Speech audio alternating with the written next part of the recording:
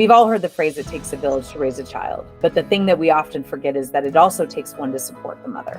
Well, speaking of the village, this is our podcast. I'm Nicole Harlot. And I'm Dawn Thompson. And we're here to connect you with a village of support you need from pregnancy to parenting. So come on this journey with us as we build your village one episode at a time. Hey you. Yeah, you. Maybe you're pregnant. Or maybe you just had a baby. And you're trying to figure it all out. And you stumbled upon this podcast.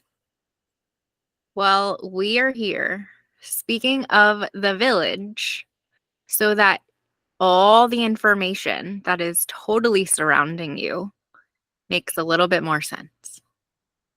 That's right. So this is our first episode, y'all. Woohoo! My name's Nicole Harlot. And I'm Dawn Thompson. And together we're going to be speaking of the village. So this podcast is not about mamaroos and how to decorate your nursery.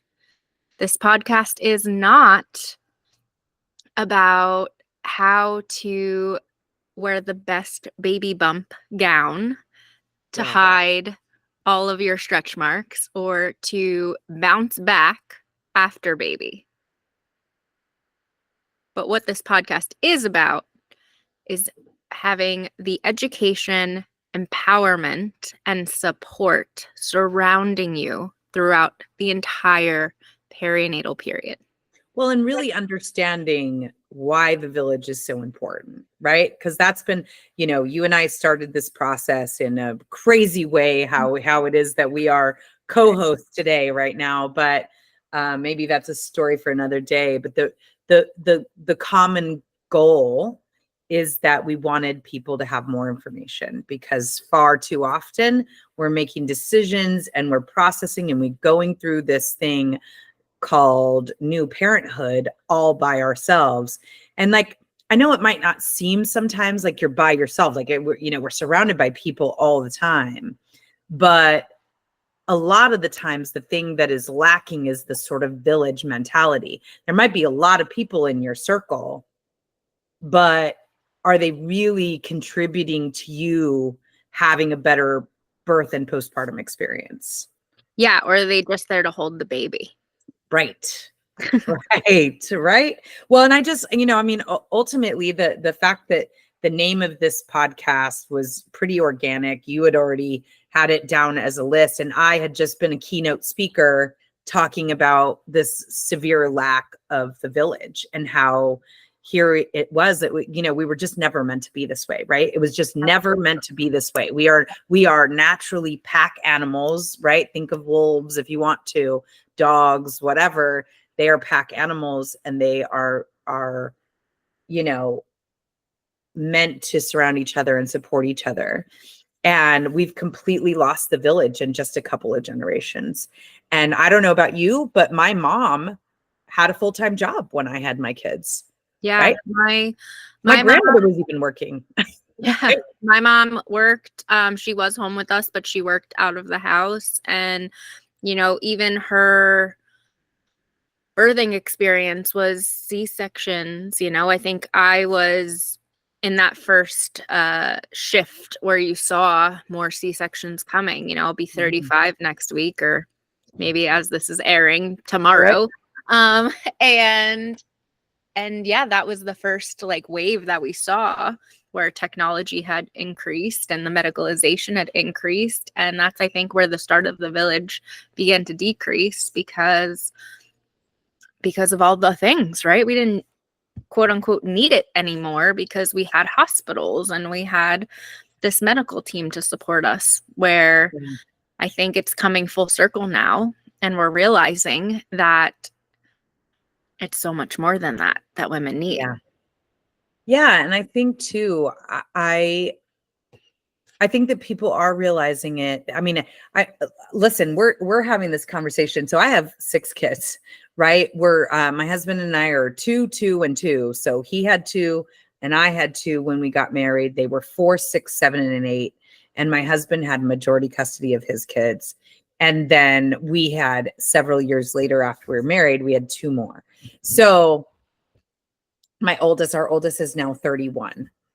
And so like really starting to understand that village mentality is happening just even in my own family. And I know there's a lot of families having these discussions about building compounds, right? Like, and maybe it's not with their family, but with a group of their best friends. Like, I mean, those conversations are happening now all the time. You see it posted online. And we've been talking about it as a family, about talking about, you know, finding some property somewhere in the country and building multiple houses on it. And, you know, and really just having that community feel of growing our own food and things like that.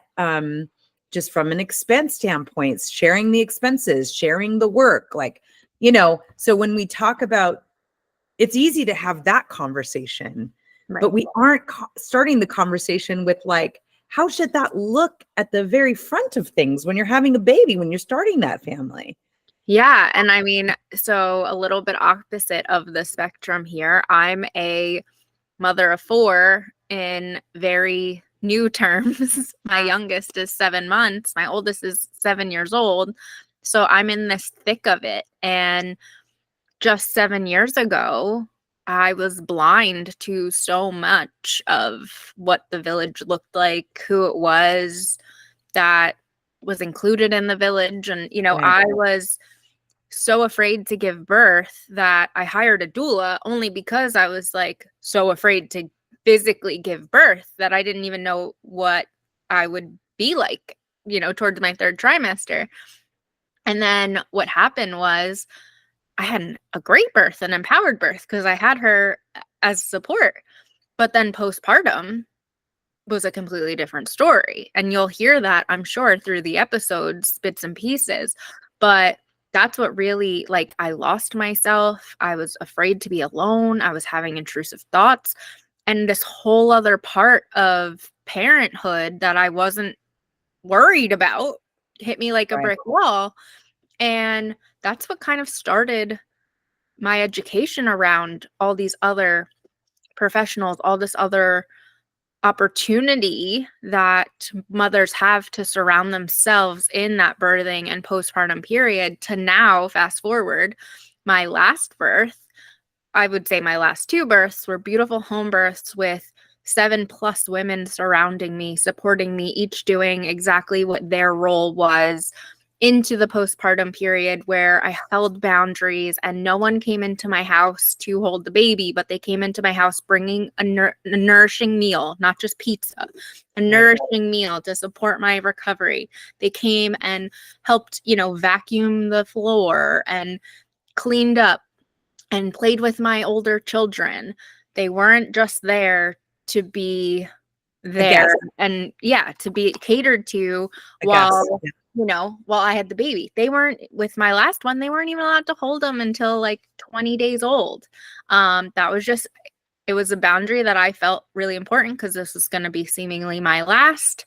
I say seemingly because we never know, but it's planned to be my last. And I wanted that special time with him. I wanted, you know, I remember my dad like not yelling at me, but texting me like, can you put clothes on that kid and text me a picture of him? Like, because I hadn't even put like an outfit on him because we were doing so much skin to skin and we were just in bed. Like and people were coming and supporting me in so many ways. And that was the village, right? So that is another huge reason why I wanted to do this podcast, is because I've experienced it and I know how beautiful it is. And my wish is that every mama understands and knows and is educated and empowered to create their own experience that involves the village. Maybe it's a little bit different where you have to invest in it nowadays, right? It's not just family members that come from all over, but it's still possible. Yeah. I mean, that just leads to like the discussion of investing in that period. And like, because some people don't have that option, right? Not everybody is super social. So they've got a bunch of friends in their network. They may not have a really close relationship with their family, and their partner might be really the only person, right? So then what does that look like of investing in that support time instead? And, it's like people spend so much money on a wedding, right? And they do not look at this period as an investment period, the way that they do. Oh, like, I've got to save money for my wedding. Everybody starts doing that, right? Like, Right.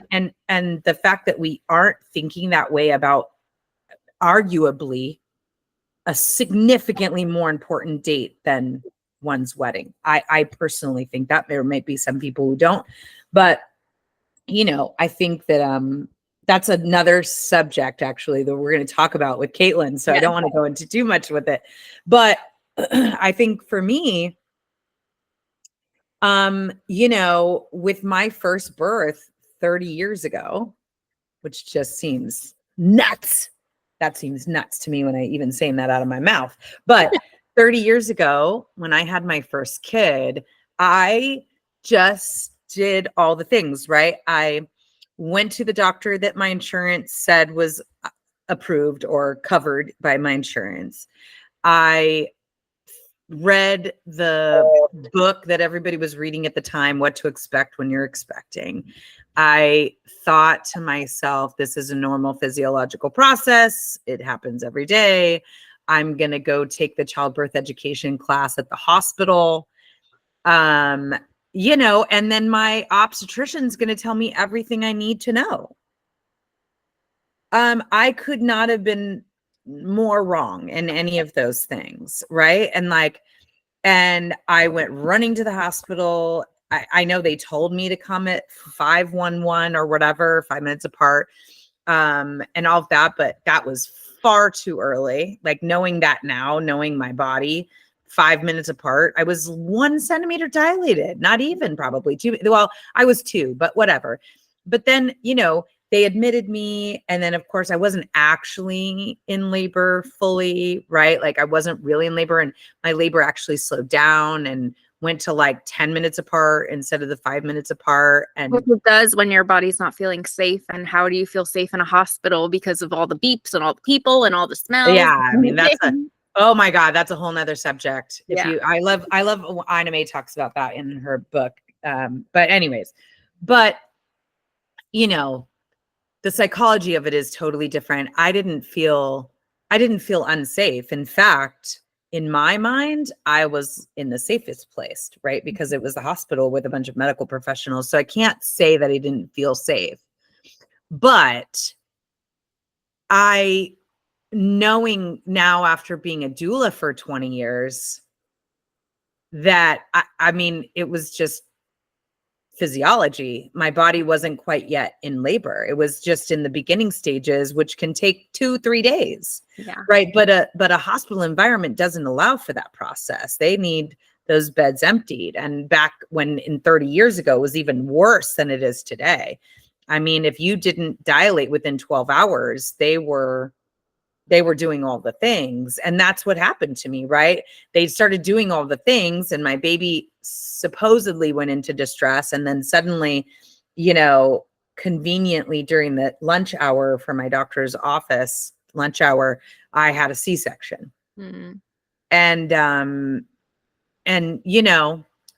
I wasn't even there a whole 24 hours.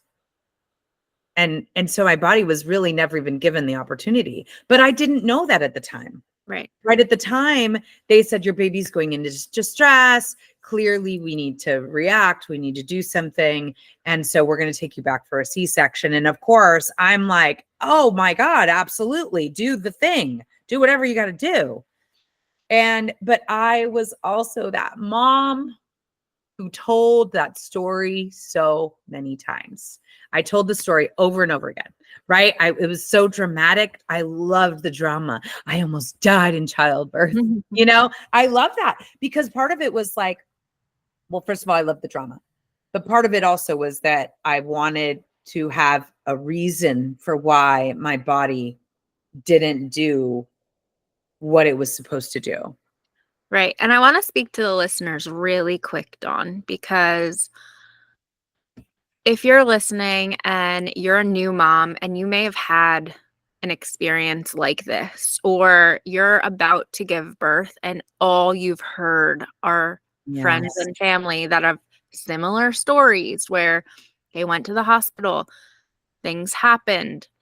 Maybe they were induced, maybe they weren't. Maybe they just weren't progressing fast enough. Maybe they were being monitored and baby was in distress, and or maybe you're too small and you know your baby would have gotten stuck, or maybe the baby was too big, or there's so many reasons that they give you when you're in that space. And you as the mother, especially first time moms, don't know what you don't know. You don't know what it is supposed to feel like. You don't know what their protocol is. The doctors don't even know what they don't know, right? A lot of them are not even trained to understand physiological birth. So they are just doing the best that they can. You are doing the best you can. And the reason we are here talking is because Dawn, a professional doula for over 20 years, a mom of 6, myself have been in this role of advocacy of I call it the difficult child, because I questioned doctors because I had this postpartum experience and I never wanted to repeat it. So it bled into my birth experience because I needed to feel empowered and educated. So it sent me down a rabbit hole. And I know many moms and moms to be, there's lots of rabbit holes that we have to go down, unfortunately, on our own, or else we come into this trap of here's an OB, here's a pediatrician, and they're the be all tell all, which is not the case. So that's what I really want to get across with this podcast and why we are here speaking of all of the roles in the village. We're going to talk to doulas. We're going to talk to midwives. We're going to talk to OBs. We're going to talk to postpartum and perinatal mental health specialists. We are going to talk to lactation consultants. We are going to talk to genetic doctors. We are going to talk to advocates and survivors.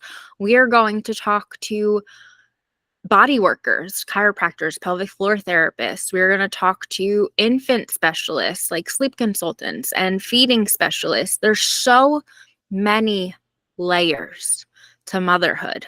Yes. Between conception and pregnancy and labor and birth and postpartum and beyond, right?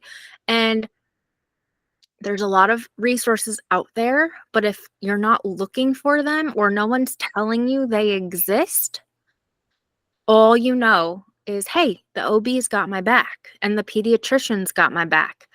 But realistically, and I'm not saying this for all, right? Nothing is generalized. Not that they don't, but they don't know what they don't know. They are specialized. OBs are specialized for medicalized birth. Yes. Pediatricians are specialized for the illness of minors under 18, not necessarily wellness of those same people, right? Especially when it comes to things like breastfeeding and baby like bodies. My last son had hernias, inguinal hernias, that we had to see a pediatrician, see a pediatric urologist. He had to have surgery at 3 months, and they're great for things of that. Right. But also we included him with a chiropractor, with a PT. Like we had other body workers supporting him as well, so that it wasn't, oh, you need to give him Miralax to stop his constipation because that was causing it from there. So there's a myriad of support. There's a myriad of modalities, like you said. And unless you're looking for them, unfortunately, they're not in your main vision. But that's why we're doing this, to hopefully Yeah, it I mean, out there. dissipate some of that. Well, it's just dissipate some of the mystifying things about all of this, right? And like have a casual conversation and comfortable. And I want this, I always just think of this as like, as two girlfriends just having a conversation, right? But also my passion comes from, obviously I kind of touched on my birth experience with my first child, but more than that, I mean, I just went along my happy way. I didn't have any like, real negative, terribly negative trauma from any of it, um but when I went through my doula training, I was so oblivious. Like I was oblivious. I just thought rainbows and butterflies. I'm going to go help people have babies and this is going to be amazing. And I went through that first year of training and started doing births in the hospital. And I was appalled very, very quickly. I wasn't just reading, these aren't like, and I want to be clear about this because this is a very big misconception in doula work, is like, oh, doulas go through this weekend training and then they're reading, Ina May's Guide to Childbirth and all these like, hippie sort of books, right? And we're just all a bunch of hippies. I could not be further from hippie, although I have to admit I've become far more crunchy than I ever imagined. But that's from information and education and realization, right? And I'll tell you, even when in my first few months of being a doula, I did not get why anyone would do this without an epidural. Why would you want to do this without an epidural? That's just stupid. So I did not have this whole natural birth, home birth. I didn't even think people should have home births, to be frank with you. Right. So I came at this from a very type A personality, hospital's best, doctor's best, all of those things. But when I went through my doula training, I cried the entire time. So many times I cried because I saw myself suddenly and realized I was just a statistic. And I actually went and requested my medical records because I wanted to see if my baby actually in distress. Did I need a C-section? All of those things. And it turned out I didn't. It turned out that there was some variables I was able to see my strip, and I shared it with people who know how to read those things. I obviously had seen enough of them by that time, but I looked at those things and realized everybody was like, I mean, there's some variables here that could be concerning, but that could have been the Pitocin that they were pumping. Right. Not necessarily that your baby might have been having some issues, but they should have turned off the Pitocin. And those things likely would have just gone away because what they were trying to do was force your body to do something it wasn't ready to do. Right. And so I cried because it was just like, I'd told that story so many times. Like I would have died in childbirth. They saved my life. My doctor sat on the edge of my bed and he said to me, "Oh, you're so lucky you were here. You probably would have been one of those women who died in childbirth." I'd been there for not even 24 hours. Like and like now, of course, I'm seeing it through a lens of information and knowledge. I'm like, that was ridiculous. That was a ridiculous thing to say. And it was not true, but he was trying to make me feel better about having the C-section. Right. And I think it's, I encounter so many women that are like, again, my baby was just too big and my pelvis was just too small and I would have been stuck. And like, I'm so grateful that I had the C-section because what happens if we would have gotten stuck? And, so much of me, again, after a lot of information and knowledge is saying you probably were on your back and you weren't in the right position to give birth. But, and it breaks my heart that now they think their body was inadequate. They think they did something wrong or couldn't do something. When in reality, and this is the thread through everything that I do, is women are so powerful. We hold the power to create life. So when we break that down, everything around us, billions of dollars are spent to make sure that we feel inadequate, that we feel we're not enough. In the beauty industry, the wedding industry, the birth industry, name it, right? This isn't a smash the patriarchy podcast. Right. But facts, right? You can go and fact check this all you want. It happens. We are meant, pregnancy as a disability. I have to file for state disability when I have a baby, even though I'm not disabled when I'm pregnant. Same thing with this whole birthing mentality is the system, when I say they, right? The system is meant to make you feel like you did something wrong or you aren't enough. When in actuality, the system isn't broken because it's supposed to do that, right? Right. It takes us to have the awareness to say, no, I'm going to do it this way. I'm going to stand up. I'm going to listen to my intuition. I'm going to listen to my body. I'm going to listen to me. But we are not taught and empowered to do that.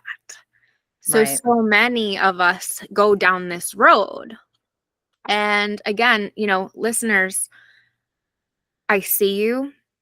Me and Dawn have been in your shoes, again, in a different way, but it's nothing that you should feel shame and guilt about, right? If you're here now listening, you're already doing more than most. Right.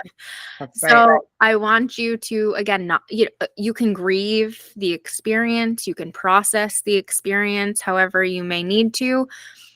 If you haven't given birth yet, and you might be days away, there's still time to shift. There's still time to hire support. There's still time to ask questions, knowing that you can ask questions. You can deny anything. You can tell them what you want, what you feel comfortable with, and F hospital policy.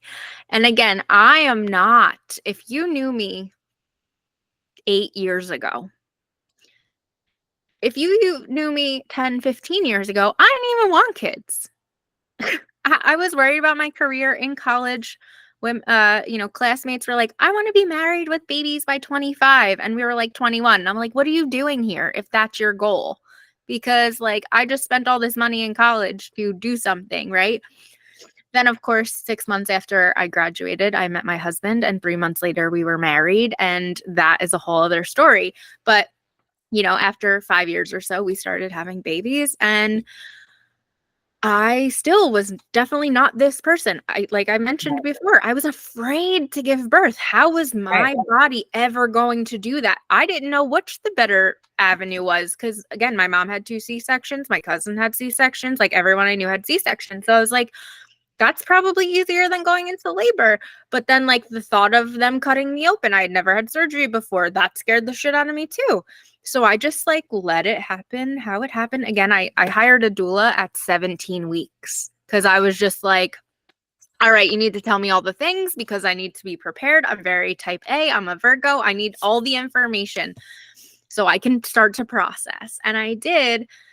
And then again, I was so concerned about birth that postpartum hit, and that was a whole other story. But if you would have told me, fast forward 7 years, I would have had 3 unmedicated births to follow that and 3 Lotus babies, which means I didn't cut the cord, and caught my own baby at, a number 4, and had all of these quote unquote woo-woo things happen, crunchy things, whatever you want to label it as. I would have laughed at you. Totally. And Same. Until you go through this experience and you understand the physiological process that your body goes. I compare it to, growing the baby. We trust that our bodies grow the baby. We don't consciously wake up and say, today I'm going to grow some lungs on this baby. And tomorrow I'm going to wake up and the fingernails are going to grow. And next week we're going to. Right. It just all happens. It just happens, right? So then why at birth do we say, oh, we need to intervene? We need to control. No. Yeah. Well, I mean, we have to be careful because bad things happen. Right. Of course. Right. This is, but, and so it's like I say, when we're talking about induction of labor because you're going past 40 weeks, or in some doctors it's 39 weeks, some it's 40 weeks, some it's 41 weeks. Like, whoa, we cannot let you go past 41 weeks because the risk of fetal demise doubles, right, after 41 weeks. When we talk about those statistics, the actual statistics, so I say this to people all the time. Okay, if someone just gives you that blatant thing, you need to, or a blanket statement like that, the next question should be, what are the actual numbers? Right. Right? Because, and I'm just going off of memory here, but like the risk of infant fatality in that, or the risk of fetal demise at the end of after 41 weeks is 0.6% per 1,000. 0.6% or 0.06. Yeah. Actually. So it's just about 0.5%. And that does double. But isn't it amazing what happens when someone says that risk of fetal demise doubles? And then, of course, that just sounds horrendous. Right. But then when you ask that question, that's a different conversation. But when I say we have to be careful is because if you become that 0.6%, 0.06%, it's 100% for you. Right. Right. And I don't ever want to negate that experience, or say to people, if that's something you're really worried about, then by all means make that decision for yourself. If you feel like, if you're really worried about that, and it is all the things for you, I want you to do all the things. C-section, induction, you do what feels good for you. And that's the point that I want to hit home. Yes. What feels good for you? Not my doctor let me.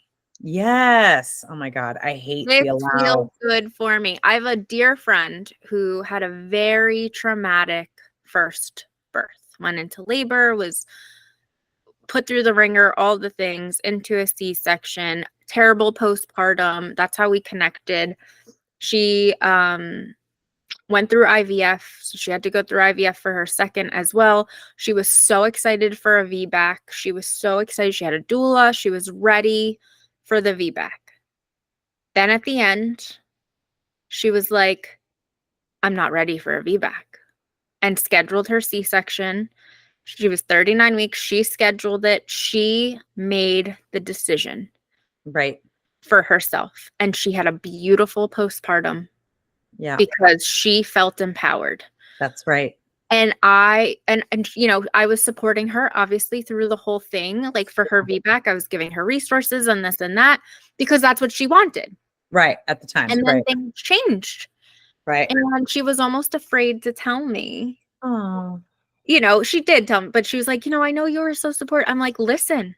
No judgment. I don't care. Right. As long as you were empowered to and educated to make the decision that was right for you. That's so right. If you're listening to this podcast, we have no qualms about hospital birth. We have no qualms about home birth.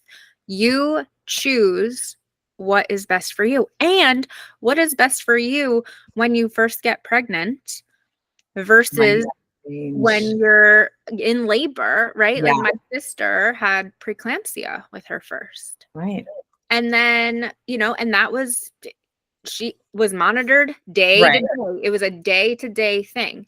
She wound up going into, her blood pressure ranges went high at like 36.5 weeks, and she wound up having a C-section.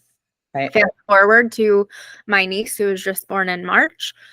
She was like, okay, I'm just going to get another C-section. I'm not going to think about this. But then again, fast forward, I had 3 unmedicated births, and she's my sister, so she heard all the things. Then she was like, maybe I could have a VBAC. It's been 6 years since my birth, like let's talk about it. Then she wound up getting periomyocarditis in her first trimester, had like swelling of the heart, had to shift doctors and like go to the, you know, hospital with the NICU and all the things. Yeah. And was like, oh, okay, never mind. VBAC's off the table because they don't want me in labor because of my heart and all of these things. Fast forward to her 3rd trimester, she was completely cleared from the cardiologist because it was just a blip in her 1st trimester, and she had her successful VBAC. So you have to, we talked about this, you know, we're going to talk about it in one of our episodes, like the birth plan, the postpartum plan, they're so important. Yes. But they are so important to also be flexible. So I think you said it was a birth preference, not a birth plan, right? You want to have an understanding, the education, the right people in your corner to tell you all the things unbiasedly. Yeah. And that's what I loved about my doulas. They were like, here, Nicole, because I was like you, Dawn. Epidural was on the table for me because, again, I was afraid, right? I was terrified. Yeah. I was like, we're not going, I have a doula, but I'm going in here with this can happen, right? And she had these little flashcards, you know, and she was like, all right, what do you feel about this? Put it in this pile, put it in this pile, put it in this pile. It was like, absolutely not, absolutely yes, or maybe let's talk about it. And we just went through, and I'll never forget, like, just, you know, so many things that I wasn't thinking about. And like the funniest one was the mirror. Like deciding whether you want a mirror or not down there when, you know, baby's crowning, and like how that could impact. I was like, no mirror. I don't want to see. I don't want to know nothing. Yeah. And if you remember, I just told you a few minutes ago, I caught my freaking last baby. So I've watched that video so many times, and it's hysterical. Like what motherhood transitions you into like new versions of yourself, and does things to you that you never imagined. Well, and I think, you know, I mean, the thing I'll tell you, though, I have to be honest and say that when I first started realizing all of the iniquities and challenges within the maternal health system, and like I said, I was appalled at what I was seeing. I mean, I started to say that earlier about, I think I got off on a tangent about how it just looks like we're reading all these woo-woo things, right? But the reality is I was reading ACOG guidelines, the American College of Obstetrician guidelines. I was reading studies and research and articles about that research and all of this stuff. I wasn't just reading, you know, the midwife's guide or whatever, or like, you know, birthing in the ocean. I don't know. You know what I mean? Like this idea that that's what we're doing. No. But the reality is, it's like, no, I was reading the research. I was reading the guidelines, and I was appalled at how they were not being followed in the healthcare system because they don't work for a profit center, which is what unfortunately hospitals are. They are a business. And as a business person, I get the motivation for a lot of the reasons that they do things. But it's, and fear of liability, you know, navigating their liability risks and all of those things. It's very complicated. And it's not that, like, I don't believe, and back then I probably did. I believed that, I mean, I just had this, not, and maybe not believed, but like, I just had this negative feeling about doctors and even some nurses. Some nurses were great, but a lot of them were just like, they were so indoctrinated into that system, and they full-heartedly believe it. Right. But I just thought, how can they continuously see all of these things that I'm seeing and not put these things together that they're problematic? Right. That now that we're doing all these inductions, how do you not see in your practice so many people are ending in a C-section? How do you not see that? How do you not put that together? But instead, your brain justifies it because it's the only way to survive in obstetrics. Right. Quite literally. And that's the thing that I have grown to over the years. And there's a lot of people who knew me 10 years ago. I was, you know, I'd started a national rally across the country, right? We were organizing protests essentially in front of hospitals all across the country because we were pissed. Right. But over the time, I have befriended so many nurses and doctors and been able to have some really deep conversations about what their lives are like, Right. trying to navigate that system. And even the ones who do see it, who do know that, like, no, I don't want to do more C-sections. No, I don't want to be doing more inductions. I want to be doing normal physiological birth. But they've been able to say to me, it's almost impossible. Yeah. It's almost Because it's impossible the to do. system. The It works system, in the system. it chews you up and spits you out. And it doesn't matter. It's like, you can go into the practice of obstetrics with butterflies and rainbows, Right. right? Like, I had the same, they can be swallowed up by it too.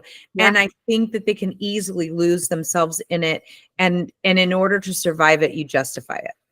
And I think that's the whole point of getting back to the village, is that your OB, your labor and delivery nurse, your pediatrician, your MD, insert here, they're I don't want to say victim, but victim of the system, just as the patient is as well. So the power is within the mother. You have to choose to not give your power to that doctor. You have to choose to not give your power to the system.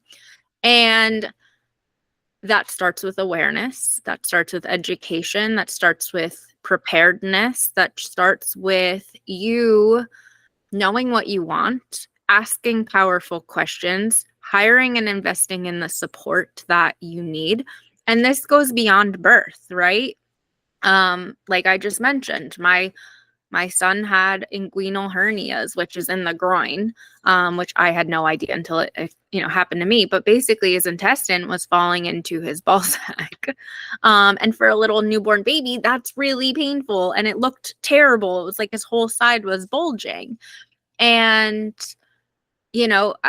I had immediately called, a pediatric urologist and got confirmation, but I was asking the questions. Okay, is surgery the only option? Are there other options? Unfortunately, there wasn't in this case. So, okay, great. The hospital is amazing that we have this technology to fix it. But then we had to fix his constipation issue. And the surgeon, who, again, one lens, was like, give him Miralax.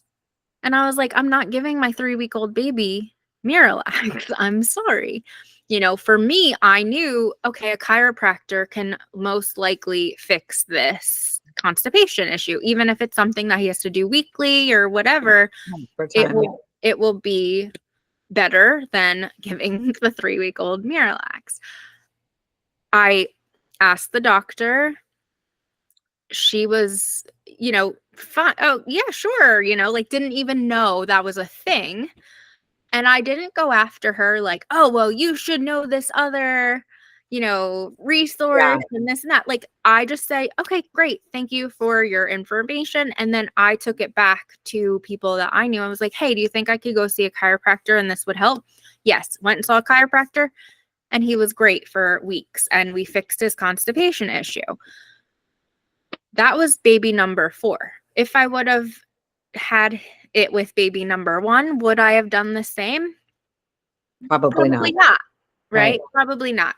But my whole point here is, you as the mom listening now, we're going to provide you information. We're going to provide you resources. We are going to provide you questions that maybe you will encounter. Maybe you won't. Maybe this pregnancy is going to be butterflies and rainbows, and that's amazing. But maybe 2 years from now, you get pregnant again, and it's a different story.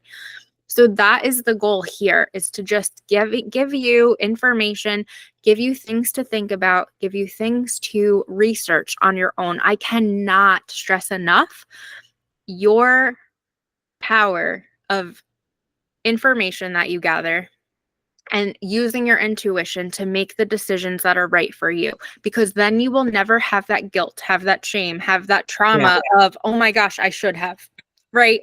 I'm a guilt mom. I did some things with my first, that I wish I didn't. Mm-hmm. I have 2 boys after him that I did things very differently with. Mm-hmm.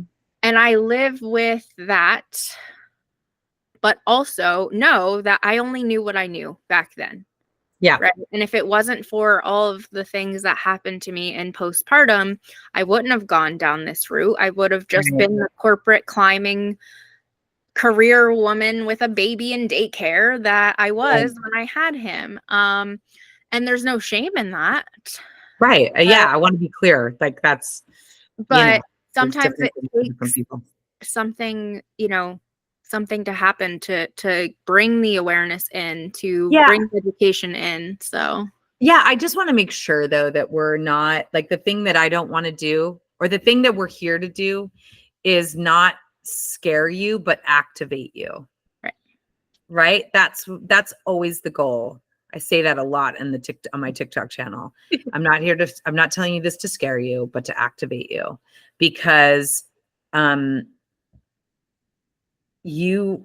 it's critically important that you know what's coming your way and what you can do about it, and really deep dive into like, what do you want Right. for you? Because that's the thing. I try to be, I wasn't always unbiased, but as my career has evolved and I've gotten better at this, and trying really to be non-judgmental as much as I can be. It's not always easy. I mean, let's be fair, but I really try to be reflective of that. Like, everybody doesn't think the way I think. Not everybody behaves the way that I behave, or, everybody's got what's right for them. But understanding also that what you think is right now might evolve into something different when you have more of the information. Yeah. Because here's the goal. I want people to leave this podcast. So whatever episode that we're talking about, I want to know that they know what that they walk away knowing the risks, benefits, and alternatives to anything that comes their way during the birth and postpartum period. Yeah, for sure. Yeah. And I think, we're going to have various professionals on here, and some of them are going to overlap and some of them are going to be very unique, but all of them have had their journey, had their story. Most of them, I would say, were propelled into the work by their own motherhood journey. Some of them haven't, but almost most. I mean, no, I would not. So far, everybody that I know that was going to be on this show with us they came to this because of their own experience. Yeah, so that and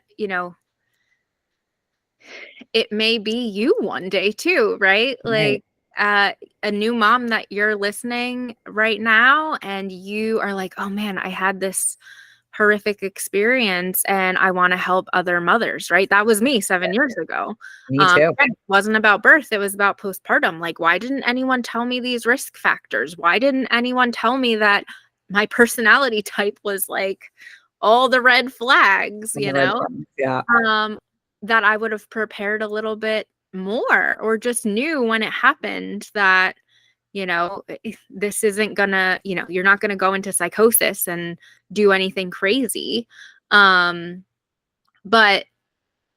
I was able to use that and then, really dove into the postpartum advocacy and survivorship of a perinatal movement anxiety disorder, and did good with it, right? I led a climb event and started with, organization to really support other women. And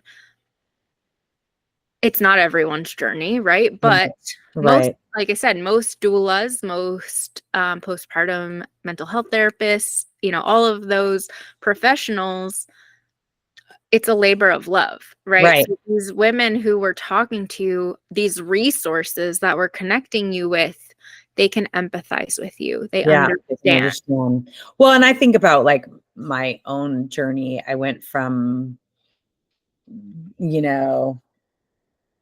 why would anybody do this otherwise? Like, I'm like, give me all the drugs. I want to be knocked out as soon as I get there, sort of feeling, to 22 years later, 21 years later, I went from that mom to being a doula to then becoming a nationally recognized consumer advocate and somebody who, I mean, again, who I never in a million years would have imagined that I would be going to Capitol Hill to legislate. I mean, I've never been a political person in my life. I could care less in most cases, you know? And now I'm visiting Washington, D.C. and talking to my representatives about legislation that I want to see. And, you know, being a keynote speaker and, you know, and being featured in magazines and all these things. Like, I could have never imagined that this is where I'd be. And then having now a podcast, like, right. You know, I mean, people have been telling me for the last 10 years that I should have a podcast, and here we are, you know, and that I think that all stems from a challenging time. Yeah. Right? That bled into my, you know, and then my advocacy work was because of the injustices I saw in the hospital environment with pregnant families. And I was just like, oh my God, people don't know. Right. They really don't know. They really don't understand. And I became kind of obsessive about getting information into the hands of families, because the number one thing that I had is doulas frequently are hired with the second baby. That is the most common person that's hiring us. Thankfully, it's now becoming the first, now that we've been able to establish a common, or people are far more aware of what they are. But back when I first started, the most people were like, I had a horrific experience the first time, and I just want to do whatever I can do to avoid that this time.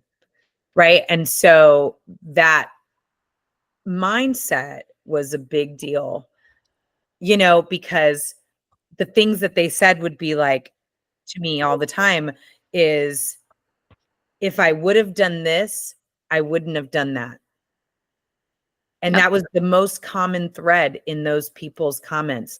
And for me, injustice triggers me. I can't stand it when I just feel like there's some sort of injustice. And so it wound up driving me in such a way that now I've, you know, done all this work. But it all stems from the fact that I think it's unacceptable that people walk into that situation of labor and delivery and the postpartum period, and they're not being given all of the information. Right. This idea of shared decision making, which is fairly new ultimately, but it's still, you know, this shared decision making idea is not, doesn't always include people being able to have a clear idea of all of their options. And that to me is unacceptable. And I think women who are pregnant and getting close to birth, they're so inundated with, here's the registry, here's all the things that you need. Go get the Mamaroo, go get the breast pump, go get the, you know, 15 different teethers, go get the pretty diapers, yeah, all the stuff. You know, I mean, realistically, the baby when they're born needs you, your breast pump, but you shouldn't be pumping in the beginning. That's a whole other episode. Your breasts, a consultant that can help you if they're struggling there, and your diapers, unless you want to like go into elimination communication, which is wild to me. But I can literally like have the baby sitting on me and know when he's about to poop just by like the way he tenses his body. But that's number 4. I couldn't do that with number 1. But realistically, you don't need all of those things. And quite frankly, all of those things, especially now, there's so many like Facebook groups and buy nothing groups that you can get for free, and you don't need to waste all the money on it. I would say do it. Oh, I would rather, like, if there was one thing I would say, instead of having all your family go and buy all of this stuff that you're likely going to get rid of because you use it once or twice or never at all, Right. I would much rather say, hey, if you're going to spend $50 on that product, could you put $50 over here instead in this account? Be Her Village. We're going to talk to the founder of Be Her Village. And like, go put it in this account so I can use it for services. Right. Yeah. I can use it for meal delivery. I can use it for birth doula, postpartum doula, night nanny, whatever it is that the thing that you need. Like, I would 1,000% say that, and then go get everything else used. And used doesn't necessarily mean it's like used. Right. Really, like you said, once or twice. Like, I've gotten really nice things from there. I'm having a moment. I'm having a hot flash. Woo! It's okay. All right. No, that's okay. So I just want to, share to our listeners that Dawn and I are real women, real mothers, real professionals in this world, seeing different things. We are going to connect you again with resources, with education, with information that is going to allow you to make your decisions on things. So if that sounds good, listen to the podcast. Subscribe wherever you can.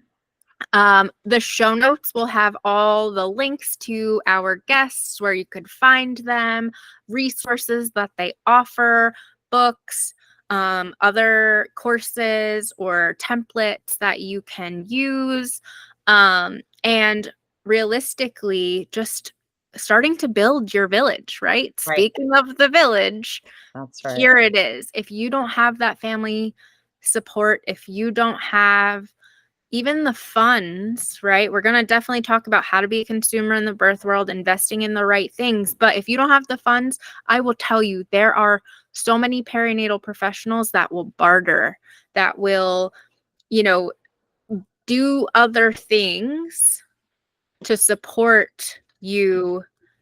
Not that everyone will, but like I said, it's a labor of love. So if you can't invest $10,000 in your birth, we're not telling you that you can't be supported, right? It may look a little bit differently. And I'm also not telling you that every single person is going to work for free. Right. But there is a village out there. There is information and resources out there that you can utilize. And we're going to help you find it and get the information that you need. So we love that you're here. If you've made it this far into this episode, we sincerely appreciate it. But we hope that you'll join us on this ride, and that you will leave here feeling better, feeling more prepared, and understanding things, and answering questions, or getting answers to questions you didn't even know you had yet.